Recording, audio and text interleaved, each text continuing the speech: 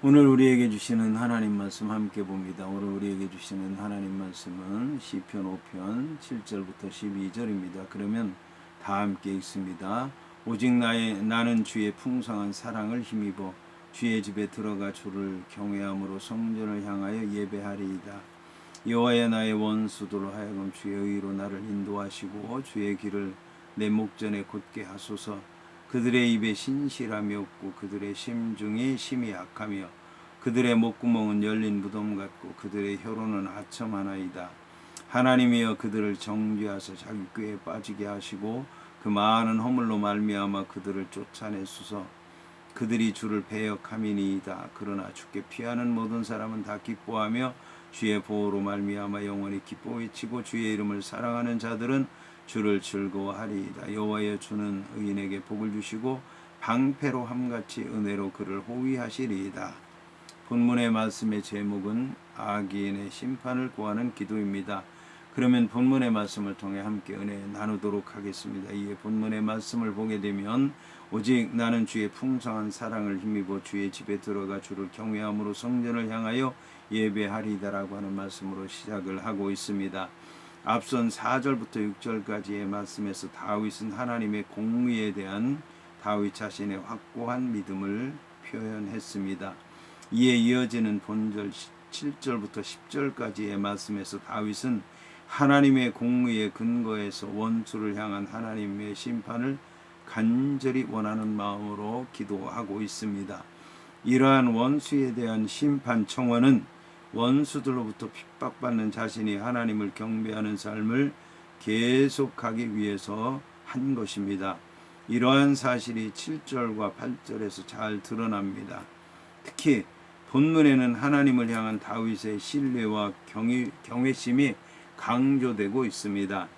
따라서 이러한 본문은 4절부터 6절까지의 말씀의 내용과 분명하게 대조를 이룹니다. 앞선 4절부터 6절까지의 말씀에서 다윗은 거룩하신 여호와 하나님께서 악한 자들을 결코 받아들일 수 없다고 하는 진리를 상기시키는 반면, 본절에서는 자기 자신이 바로 그 여호와 하나님께는 받아들여질 수 있는 사람이라고 하는 것을 강조하고 있기 때문입니다. 이와 같은 내용의 분명한 대조가 오직 나라고 하는 말에 해당하는 와안이라고 하는 히브리어를 통해서 잘 드러납니다. 여기서 와안이라고 하는 말은 와우 접속사 와우와 1인칭 단수 대명사 안이라고 하는 말이 결합된 말입니다. 여기서 접속사 와우라고 하는 말은 앞 뒤의 내용을 이어서 연결해 주는 순접이 아니라 앞의 내용과는 정반대가 되는 역접 관계를 나타내기 때문에 그러나라고 하는 말로 번역을 해야 됩니다. 앞선 행악자들에 반해서 다윗은 하나님 앞에 서 있고 하나님께 받아들여지고 있다고 하는 뜻이기 때문입니다. 다시 말씀드리면 앞에서는 행악자들은 이러했지만 그러나 나는 이러이러합니다 라고 해서 앞절과는 정반대되는 내용이 이제는 지금부터 시작을 하고 있기 때문에 그러나라고 번역을 해야 된다는 말입니다. 그래서 본문에 오직 나는 주의 풍성한 인자를 힘입으리이다 라고 하는 말을 그러나 나는 주의 풍성한 인자를 힘입으리이다 라고 하는 말로 번역을 해야 된다는 뜻입니다. 본문에 오직 나는 주의 풍성한 인자를 힘입으리이다 라고 하는 말에서 인자라고 하는 말에 해당하는 히브리어 헤세드라고 하는 말은 하나님의 언약적인 사랑을 의미하는 말입니다. 하나님께서 택하신 백성을 하나님의 신실한 언약 가운데서 끝까지 사랑하시는 변함이 없는 불변적인 사랑을 의미하는 단어입니다. 여기서 다윗은 자신이 앞으로 주의 집에 들어갈 수 있는 것이 자신의 공로 때문이 아니라 오직 하나님의 언약적인 사랑 때문이라고 말하고 있습니다. 다윗이 자신의 죄악과 반역자들의 반란을 일으키는 가운데서도 여호와 하나님 앞에 설 수 있게 된 것은 오직 하나님의 은혜와 여호와의 언약적인 사랑 때문이라는 것입니다. 본문의 주를 경외함으로 성전을 향하여 예배하리이다라고 하는 말에서 성전은 하나님의 언약궤가 모셔져 있는 지성소를 가리키는 말입니다. 그러나 지성소가 다윗의 실제적인 경배의 대상이 되는 것은 아닙니다. 오늘 다윗의 이 시편의 말씀을 보게 되면 내가 예배하리이다 라고 얘기하는 것을 보면 다윗이 지성소에 있는 것이 아니라 지성소에 가기를 원한다라고 하는 것을 알 수가 있습니다. 여기서 이제 지성소가 예배의 장소가 아니라고 하는 것은 지성소 안에 계신 여호와 하나님께서 경배의 대상이라는 것이고, 여호와 하나님께서 강림하여 계신 곳이 지성소이기 때문에 그 안에 계신 여호와 하나님께 다윗은 경배 드리기를 원하고 있다는 말씀입니다. 한편 본문의 경외함으로라고 하는 말은 두려워한다는 뜻인데, 살아계신 하나님 앞에 인생이 마땅히 가져야 될 예배의 자세라고 할 수가 있습니다. 여기서 경배한다라고 하는 뜻을 지닌 샤라고 하는 말은 상대방을 향해서 자기를 낮추어 그 상대방에게 합당한 경배를 올리는 겸손한 자세를 가리키는 말입니다. 이런 겸손한 자세로 다윗이 경배하겠다고 하는 것은 여호와 하나님의 풍성한 자비와 긍휼, 언약적인 사랑에 근거해서 자신을 기쁨으로 받아 주실 것이라고 하는 믿음이 있었기 때문입니다. 이어서 본문은 여호와여 나의 원수들로 말미암아 주의 의로 나를 인도하시고 주의 길을 내 목전에 곧게 하소서라고 하는 말씀을 하고 있습니다.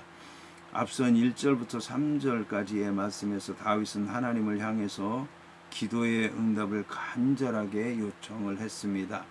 이어지는 4절부터 6절까지의 말씀에서는 자신이 기도를 드리는 대상인 하나님이 공의로우신 하나님이라고 고백을 했습니다. 이제 7절에서는 자신이 하나님의 풍성한 인자를 힘입어서 주를 경외하고 경배할 것이라고 고백을 했습니다. 이어지는 본문에 나의 원수들로 말미암아 주의 의로 나를 인도하소서라고 또 말한 것은 다윗의 기도의 구체적인 내용을 말하는 것입니다. 당시의 위기 상황으로 볼 때 본문은 원수들에게 사방으로 둘러싸인 다윗이 여호와께 구원의 길을 열어달라고 하는 기도의 내용이라고 볼 수 있습니다. 이러한 점에서 주의 의라고 하는 것은 여호와 하나님께서 자기 백성을 신실하게 돌보시는 여호와 하나님의 의가 현실적으로 나타난다라고 하는 것을 가리키거나 실제적으로 여호와 하나님께서 구원을 이루셨다라고 하는 것을 뜻하는 것입니다. 본문의 주의 길을 내 목전에 곧게 하소서라고 하는 말에서 주의 길은 여호와 하나님께서 다윗에게 보여주신 구원의 길을 말하는 것이고, 미래의 다윗의 앞에 펼쳐질 복된 길을 의미하는 것입니다. 다윗은 악인들로 말미암아 주의 길이 구부러지지 않게 해달라고 기도하고 있습니다. 여기서 길에 해당하는 데레크라고 하는 말은 도로를 의미하는 말이지만 믿음으로 볼 때는 삶의 방식이나 삶의 자세를 가리키는 말로 쓰이기도 합니다. 하지만 본문에서는 여호와께서 다윗에게 주시고자 하는 구원의 길을 말하는 것이고, 복된 길을 말하는 것이고, 의의 길을 말하는 것입니다. 지금 다윗은 곤경에 빠져있는 자신에게 구원의 길을 열어주시고 복된 길을 가게 해달라고 간구하는 것입니다.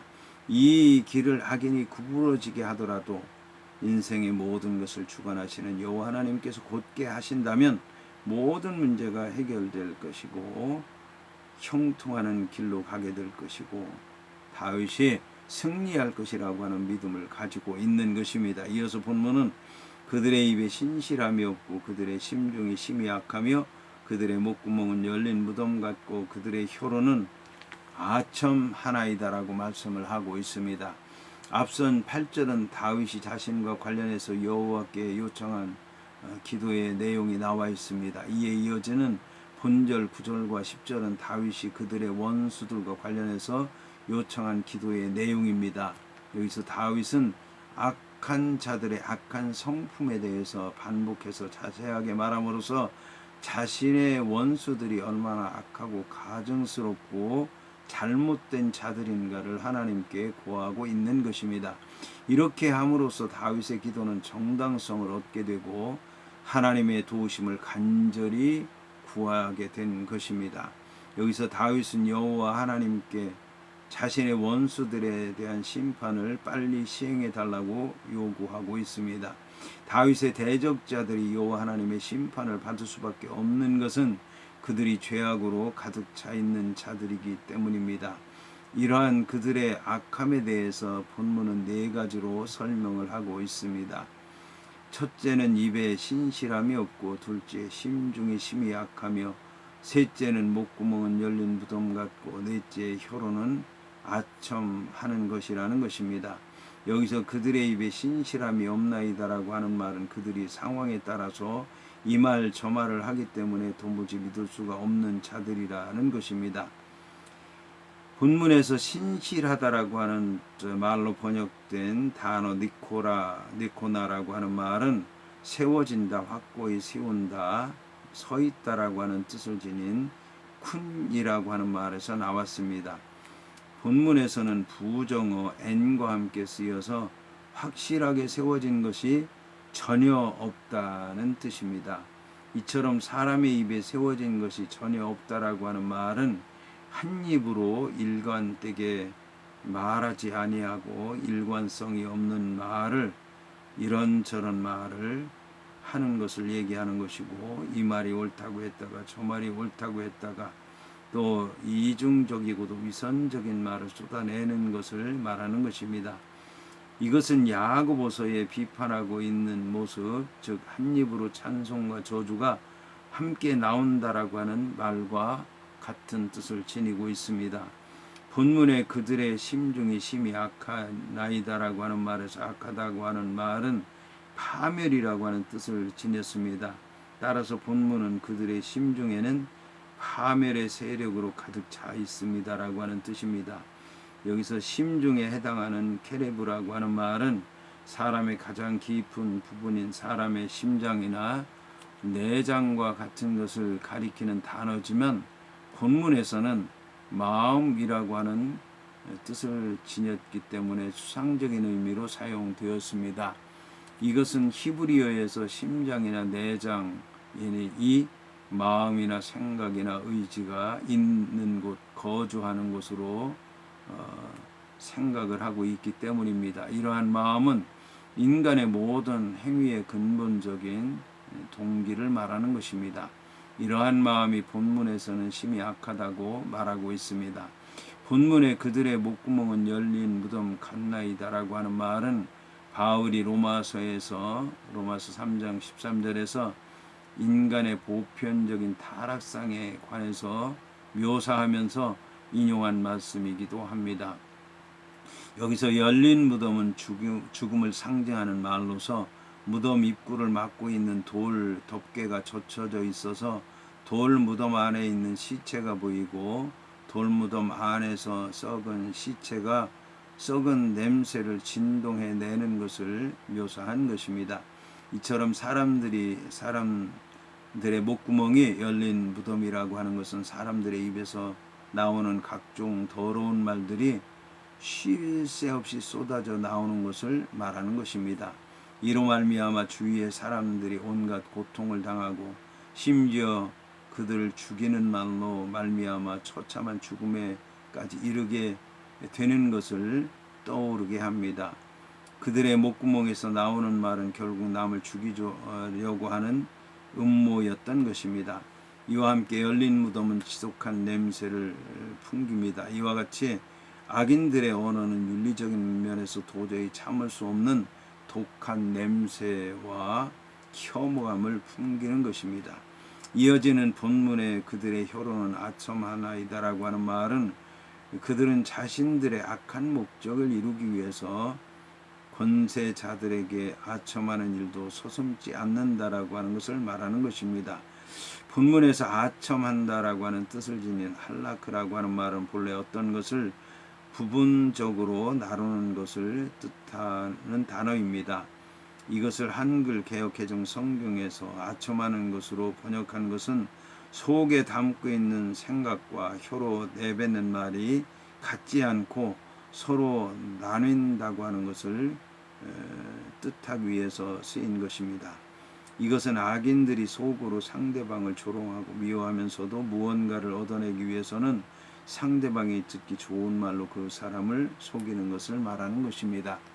사람들은 상대방의 말이 진실인지 거짓인지를 정확하게 가려낼 수 없지만 사람의 심장과 폐부를 살피시는 여호와 하나님께서는 그들의 거짓된 마음을 알아차리시면서 그들을 공의로 심판하신다라고 하는 것입니다. 한편 본문에는 입, 목구멍, 심중, 혀라고 하는 신체의 각 부분이 나와 있는데 주로 인간의 언어 생활과 직접적으로 간접적으로 관련되어 있다라고 하는 것을 알 수가 있습니다. 이어서 본문은 하나님이여 그들을 정죄하사 자기 꾀에 빠지게 하시고 그 많은 허물로 말미암아 그들을 쫓아내소서 그들이 주를 배역함이니이다라고 말씀하고 있습니다. 앞선 9절에서는 악인들의 악함을 그들의 입에 신실함이 없고 그들의 심중이 심히 악하며 그들의 목구멍은 열린 무덤 같고 그들의 혀로는 아첨하나이다라고 말함으로써 사중적으로 표현을 했습니다. 이제 본문에서 다윗은 하나님께 지금까지 언급한 악인들을 정죄해 달라고 요청을 하고 있습니다. 본문에 하나님이여 그들을 정죄하소서라고 하는 말에서 정죄한다라고 하는 말은 누군가의 죄가 명백한 것과 관련해서 정죄한다. 그 죄의 결과로 말미암아 멸망한다. 그 죄의 결과로 말미암아 멸하신다 라고 하는 뜻으로 사용됩니다. 본문에서는 재판장이신 하나님께서 그들에 대한 유죄의 선고를 내려달라고 요청을 하고 있습니다. 다윗은 그들의 가증한 성품에 근거해서 감히 그들에게 저주를 내릴 것을 하나님께 간구하고 있는 것입니다. 여기서 주목할 것은 다윗이 자신이 그들에 대한 정죄를 하지 않고 여호와 하나님께 심판을 맡겼다라고 하는 사실입니다. 본문을 통해서 다윗은 인간에 대한 정죄는 인간 자신이 할 수 없으며 오직 하나님만이 할 수 있다고 하는 사실을 보여주고 있습니다. 한편 앞서 다윗은 자신을 주의 길로 인도하시고 자신의 목전에 곧게 하여 달라고 간구하는 9절의 말씀에서는 구원의 하나님이신 여호와라고 하는 칭호를 사용했지만 원수들을 향한 정죄를 요청하는 본절 10절에서는 창조자이시며 통치자이시며 심판자이신 하나님이라고 하는 총효칭을 사용했습니다. 본문에 자기 꾀에 빠지게 해달라고 하는 말과 관련해서 다윗은 하나님께서 그들의 생각을 혼란하게 하거나 그들의 계획을 방해하심으로써 스스로의 꾀에 빠지는 결과를 초래하게 해달라고 기도했습니다. 이러한 다윗의 기도의 응답은 실제적으로 사무엘하 17장 23절에서 이루어졌는데 압살롬에게 다윗을 어떻게 하면은 잘 죽일 수 있을까에 대해서 권고를 했지만 압살롬이 그 권고를 받아들이지 않았기 때문에 다윗이라고 하는 사람이 결국은 예루살렘에 돌아오게 될 것이고 예루살렘에 돌아오게 되면 아히도벨이라고 하는 사람이 악한 꾀를 베풀었다고 하는 것을 다윗이 알게 될 것이고 그러면 다윗의 칼에 의해서 다 아히도벨이 죽을 것을 알았기 때문에 아히도벨이라고 하는 사람은 자살을 하고 말았습니다. 여기서 빠지게 한다라고 하는 뜻을 지닌 이펠루라고 하는 말의 원형 나팔이라고 하는 단어는 높은 곳에서 낮은 곳으로 떨어진 결과 흔적도 없이 모든 형체가 사라지는 것을 뜻하는 동사입니다. 본문에 그 많은 허물로 말미암아 그들을 쫓아내소서라고 하는 말에서 허물에 해당하는 히브리어 페샤라고 하는 말은 구약 성경에서 죄의 개념을 얘기하는 단어로서 반역 행위를 뜻합니다. 그들이 무모하게도 죄가 없는 무지한 의인들을 중상모략해서 해치려고 하는 행동은 직접적으로는 다윗에 대한 반역이었지만 결국은 하나님에 대한 반역이었던 것입니다. 본문의 배역함이니이다라고 하는 뜻은 완고하게 배반한다는 뜻입니다. 이어서 본문은 그러나 주께 피하는 모든 사람은 다 기뻐하며 주의 보호로 말미암아 영원히 기뻐 외치고 주의 이름을 사랑하는 자들은 주를 즐거워하리이다라고 말씀을 하고 있습니다. 앞선 7절부터 10절까지의 말씀에서 다윗은 하나님의 공의의 근거에서 원수의 심판을 청원하면서 자신에 대한 주의 보호와 승리를 간구했습니다. 이제 본 시편의 마지막 단락인 11절과 11절에서 다윗은 하나님의 공의의 근거에서 의인에 대한 하나님의 보호를 확신하면서 찬양하고 있습니다. 여기서 다윗은 놀랍게도 아직 이루어지지 않은 일에 대해서 이미 이루어진 것으로 믿는 선취적인 신앙을 갖고 있었습니다. 이처럼 본문은 하나님의 보호를 간절히 구하는 다윗의 결론적인 기도의 내용입니다. 본문의 기쁨은 악한 자들이 파멸된 결과에서 온 것이라기보다는 오히려 온전히 여호와 하나님께 피한 결과로 온 것이라고 얘기할 수가 있습니다. 이 기쁨은 세상적이고 환경적이고 외적으로 온 것이 아니고 여호와 하나님에 의해서 직접적으로 주어진 것입니다. 그렇기 때문에 이 기쁨은 의인이 살아가는 동안 언제든지 누릴 수 있는 것입니다. 한편 본문에서 기뻐한다라고 하는 뜻을 지닌 세 단어가 나오는데 웨이스메후라고 하는 말과 예란네누라고 하는 말과 웨야을레추라고 하는 말이 나옵니다. 이 세 단어는 그 뜻이 점점 더 강해지는 점층법적인 그런 구조로 쓰이고 있습니다. 첫 번째 단어 웨이스메후라고 하는 단어는 단순히 기뻐한다는 뜻입니다. 그런데 두 번째 단어 예란네누라고 하는 단어는 기뻐서 큰 소리를 지른다는 뜻입니다. 세 번째 단어 웨야을레추라고 하는 단어는 기뻐해서 큰 소리를 치면서 펄쩍 뛰면서 의기양양해 한다는 뜻입니다. 이어서 본문은 여호와의 주는 의인에게 복을 주시고 방패로 함같이 은혜로 그를 호위하시리이다라고 말씀하고 있습니다. 앞선 11절에서는 주께 피하는 자들은 기뻐할 수밖에 없다는 것을 다윗은 찬양을 했습니다. 이제 본절 12절에서는 주께 피하는 자들이 기뻐할 수밖에 없는 이유가 바로 주께서 그들에게 복을 주시고 그들을 지켜주시고 그들을 감싸 주실 것이 분명하기 때문이라고 얘기하고 있습니다. 본문의 의인에게 복을 주시리다라고 하는 말에서 의인은 하나님의 율법에 합당하게 사는 자들을 말합니다. 여기서 복은 보다 나아진 생활 형편을 지적하는 말로서 영적이고 육체적이고 세상적인 모든 것을 가리키는데 구체적으로는 대적들의 반역 행위로부터 구원받는 것을 뜻합니다. 이는 다음에 이어지는 구절에 의해서 더욱더 구체화됩니다. 본문의 방패로 함같이 은혜로 그를 호위하시리이다라고 하는 말에서 방패에 해당하는 치나라고 하는 말은 온몸을 다 방어할 수 있는 길고 큰 방패를 의미합니다. 이처럼 하나님의 은혜는 인간의 모든 면을 감싸주시고 모든 면을 보호해 주시고 모든 면을 지켜주시기에 충분한 것이라고 하는 것입니다.